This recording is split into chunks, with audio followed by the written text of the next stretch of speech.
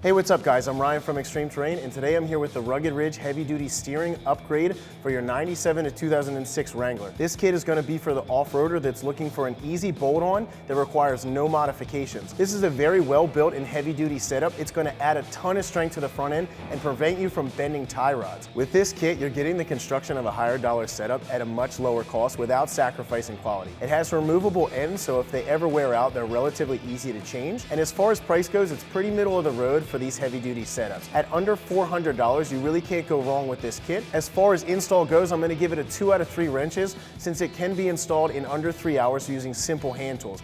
Now that being said, let's hop into this install. So before we uninstall the stock steering, we're going to measure the distance between the inside of the knuckles with the vehicle on the ground and the suspension loaded. So like I said, we're just going to measure from the inside of the knuckle to the inside of the knuckle. Then we'll mark that distance down. That way when we put our new setup in, we'll be able to get it pretty close. So if you're doing this installation on the ground, you just center your wheels, measure from knuckle to knuckle, then you can pull the old stuff out and then install the new stuff. However, we're going to lift this Jeep up in the air just so we can give you a better view of everything. So next step, I'm going to remove the tires. This is not a necessary step, however, it's just going to give us easier access to the tie rods. You're going to need a 19mm socket to remove your factory lug nuts.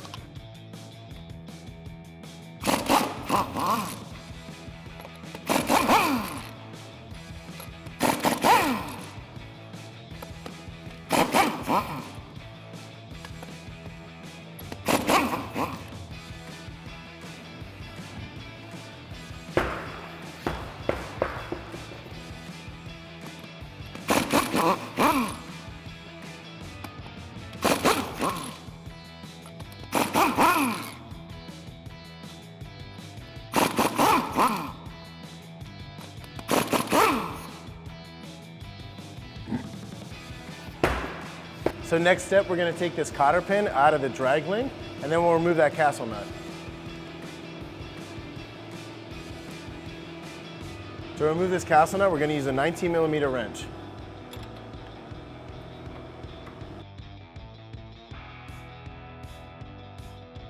So after you get that castle nut off, you're going to want to separate this tie rod. Now the tie rod has a tapered shaft that goes into the pitman arm, so you might need to use a pickle fork to separate that.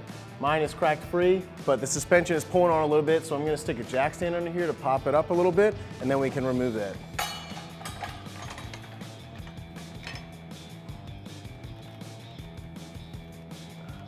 If you have to, you can tap down on this with a hammer. I'll allow that to drop down. Next, we're going to remove the steering stabilizer where it bolts to the axle. You're going to need a 15mm wrench and an 18mm socket.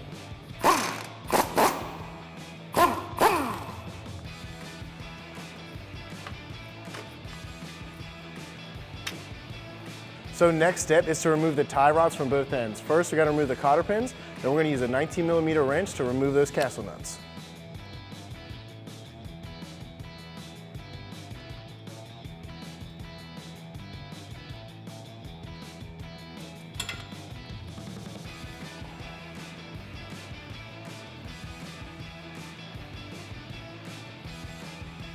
So once you get this nut off, you're going to put it back on a few threads, and then we're going to smack this knuckle with a hammer to separate this joint.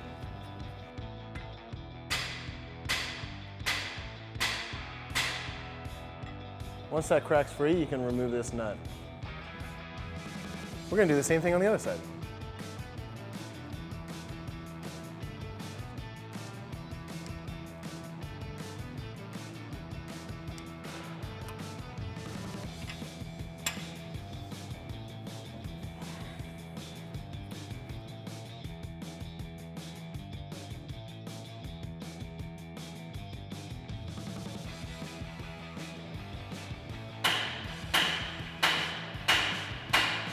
So now that we have everything separated, you're ready to remove your stock setup from your Jeep.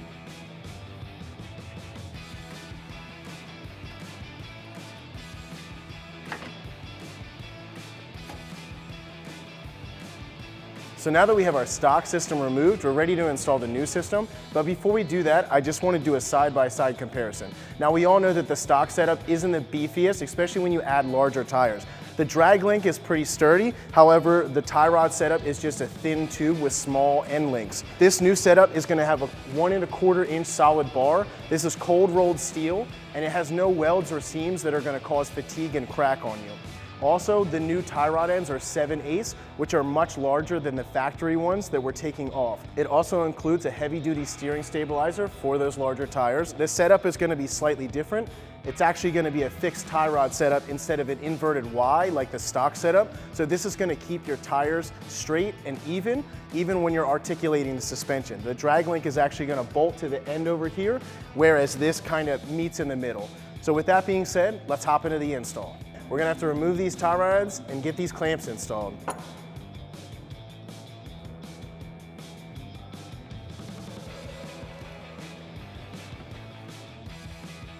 So to save some time, I'm just gonna remove one tie rod end, and we're gonna go ahead and take a clamp. And we're actually gonna remove this bolt. That way we can slide this clamp all the way down to the other end.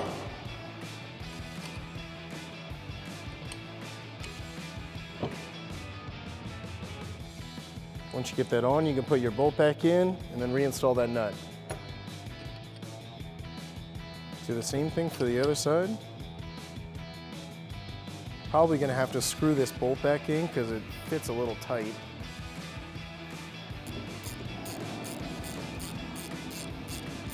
Then we'll go ahead and screw the tie rod back in. And it might be a good idea to install some grease or anti-seize on these threads, just to keep them from rusting up.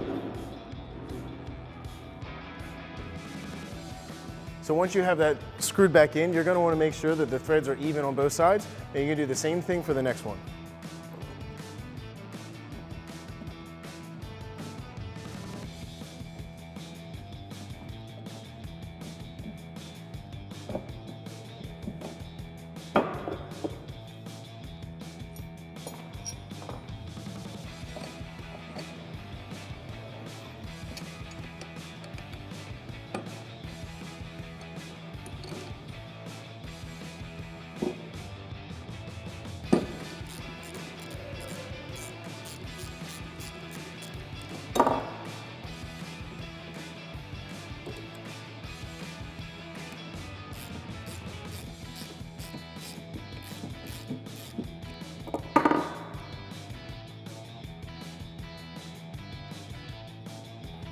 Now you have both your clamps on, you're ready to reinstall that end.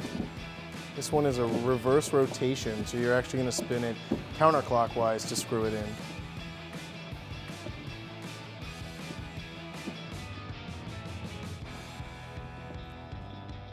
Next step, before we get this installed, I'm going to install these grease fittings. You're going to use a 5/16 ratchet.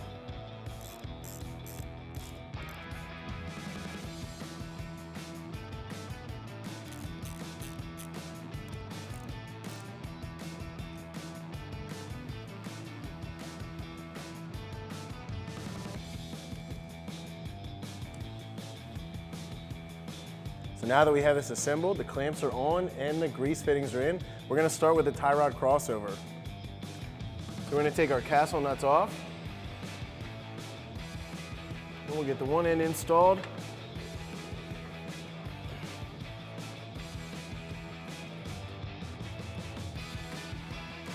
Then we'll go to the other side, remove that castle nut, and then we can insert that into our steering knuckle. And reinstall that castle nut. So now that we have our crossover in, we're going to go ahead and tighten these castle nuts up, and then we'll install our cotter pins. We're going to use a 19mm wrench.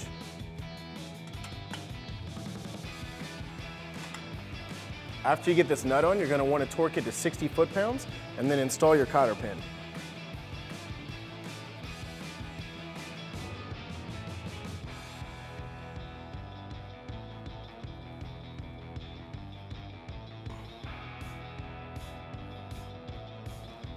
We're going to do the same thing for the other side.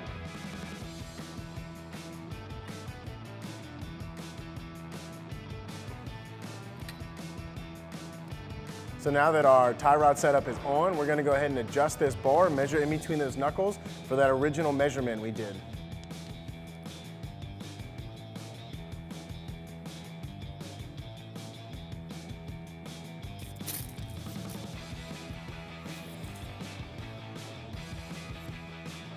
So now that we have that adjusted, you can go ahead and tighten down those clamps on both sides. You're gonna need a 15 millimeter and a 14 millimeter.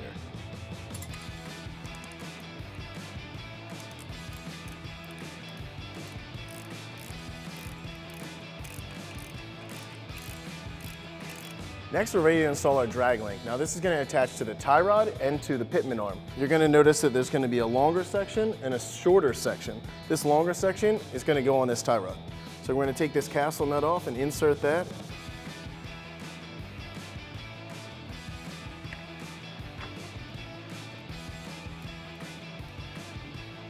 So now you're going to hold this end and you're going to untwist this, and this is going to extend everything.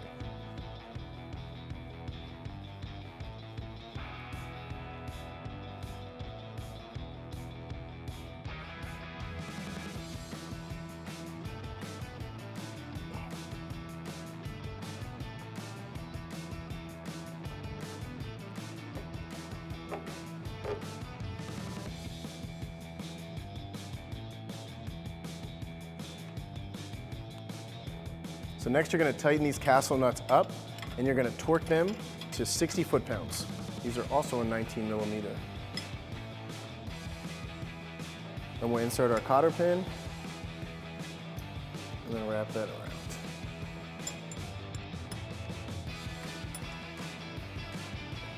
So next we're going to tighten up the clamps on our drag link. This is what actually controls and adjusts the steering wheel. So if you're doing this on the ground, you'll want to adjust this until your steering wheel is straight after you're getting your wheels straight. We're going to use a 14 millimeter and a 15 millimeter.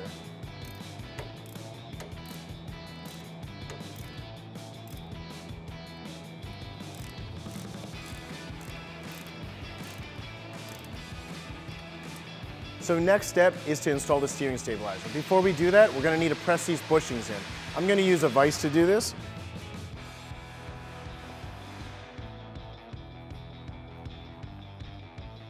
So the last step before we install the steering stabilizer, there is a metal sleeve that we're going to go ahead and push through the bottom. It goes in relatively easily. And then we're going to use that stock bolt and nut that we removed from our stock steering stabilizer to reinstall this. So we're going to go ahead and push that through the mount. We're going to reinstall this bolt through the back side, reinstall our nut. So next you're ready to install your steering stabilizer bracket. This is going to bolt the steering stabilizer to the drag link using these U-bolts. You're going to use a 1/2 inch socket to tighten these nuts up. So the edge of this bracket is going to face down and towards the bag.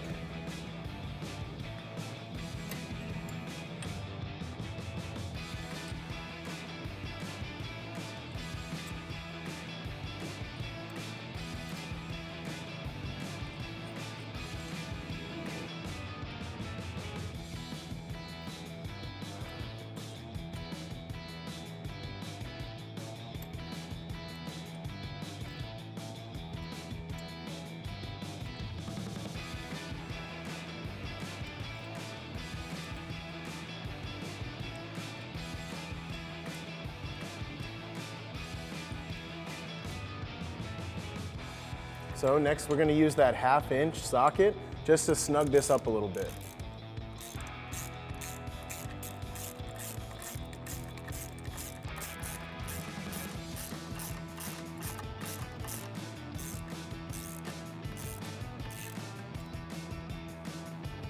So next we're going to take this bolt provided, we're going to place a washer on that.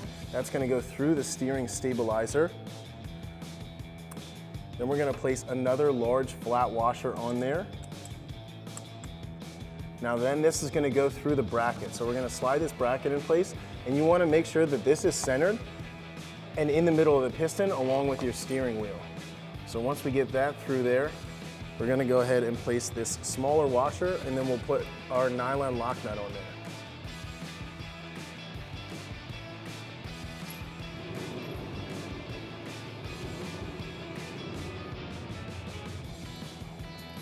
So next we're going to tighten this up. So we're going to use an adjustable wrench for the top and then a 19 millimeter socket for the bottom.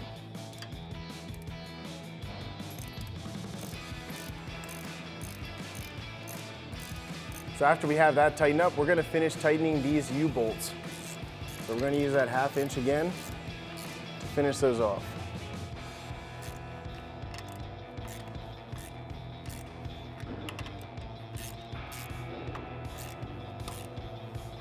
So the last few steps are going to be to grease up your tie rods, and if you put your vehicle up in the air, reinstall those wheels. However, that wraps up my review and install. For more videos like this, check us out at extremeterrain.com.